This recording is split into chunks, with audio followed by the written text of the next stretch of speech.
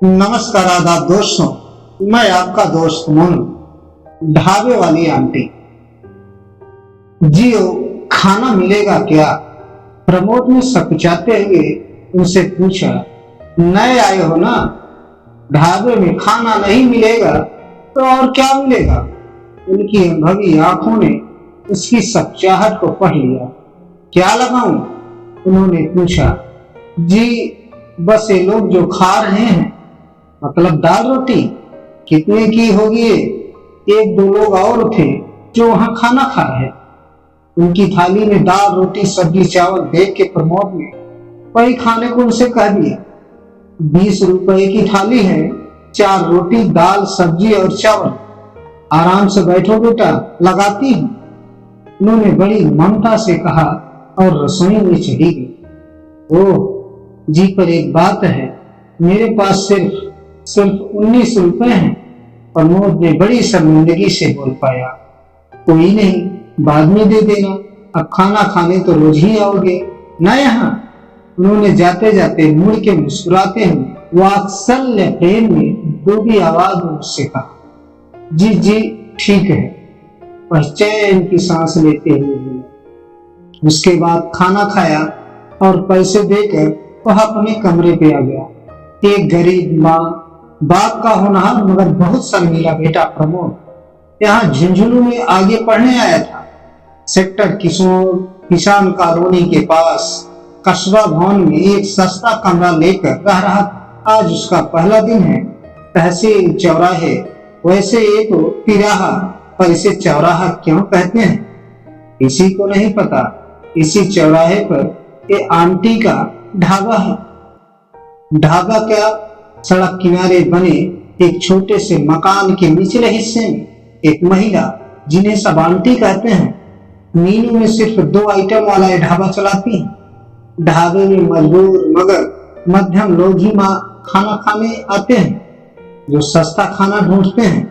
इसलिए ढाबे की हालत और उसकी कमाई में कौन ज्यादा खस्ता हाल है, ये कहना जरा मुश्किल। अगले दिन प्रमोद फिर जाता है। ढाबे में आंटी उसे देखकर मुस्कुराती है, वह भी हल्का मुस्कुराता है। शायद कल के बाद से थोड़ा सा आत्मविश्वास आया है।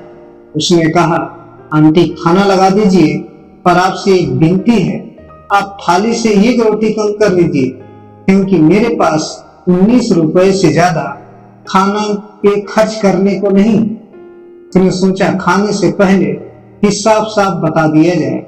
हालांकि बजट 20 रुपए का था, पर 1 रुपया रोज बचा के जब छुट्टियों में घर जाऊंगा तो अपनी माँ के लिए उपहार ले जाऊंगा।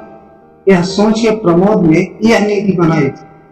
ठीक है, बैठ जाओ, अभी लगाती हूँ, कहकर वो रसोई में चली गई। एक तरफ दीवार से लगी मेज कुर्सियां पड़ी थी और दूसरी ओर एक दीवार पे जमीन से करीबन 2.5 फुट ऊंचा एक प्लेटफॉर्म बना था, जिसपे चूल्हा बर्तन इत्यादि रखे थे। बस वही रसोई थी। आंटी का कद बहुत छोटा है, जिसकी वजह से रसोई का प्लेटफॉर्म उनसे ज्यादा ऊंचाई पे पड़ता है और उन्हें खाना बनाने के काम में काफी कठिनाई आ रही। थोड़ी देर बाद वो खाने की थाली ले आई। अरे आप तो इसमें 4 रोटी ले आए। मैंने आपसे कहा, मैं आगे कुछ कहता कि वो बोल पड़ी, देखो बेटा, मैं एक बूढ़ी अकेली औरत बस इसलिए ढाबा चलाती हूँ कि तुम लोगों के साथ मेरी भी 2 रोटी का इंतजाम हो जाए। अब 1 रुपए के लिए क्या तेरा पेट काटूं, कहकर उसके सर पे हाथ फेर कर चली गई। ऐसे ही रोज क्रम चलता रहा। प्रतिदिन वह आंटी को ऊंचे प्लेटफॉर्म पर बड़ी मुश्किल से काम करते देखता। घुटनों में तकलीफ के कारण बैठ के कोई काम उनसे नहीं हो पाता। खाना खाता, 19 रुपए देता, कुछ हल्की फुल्की बातें उनसे होती। बस ऐसे ही कुछ महीने बीत गए और फिर आज के दिन वह काफी देर से ढाबे पे आया।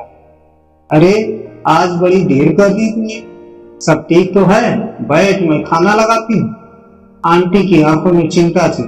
प्रमोद ने कहा, सब ठीक है, और हाँ, खाना तो खाऊंगा ही, पर पहले आप रसोई में आओ मेरे साथ। उनका हाथ पकड़कर वह रसोई वाले हिस्से में उन्हें ले आया और उन्हें रसोई के प्लेटफॉर्म की ओर खड़ा किया और फिर उनके पैरों के नीचे पूजा पाठ वाली दुकान से खरीदी लकड़ी की एक मजबूत चौकी रखने लगा। कोई आश्चर्य से भर गई। उस पे खड़ी हुई और उनकी आंखों में ना जाने कितने वर्षों के बदे बात खोल दी। प्रमोद ने उनके पैर छुए और कहा, हैप्पी मदर्स डे। आंटी ने प्रमोद को गले लगा लिया और रोते हुए बोली, ऐसा बेटा भगवान सभी को दे। राधे राधे दोस्तों।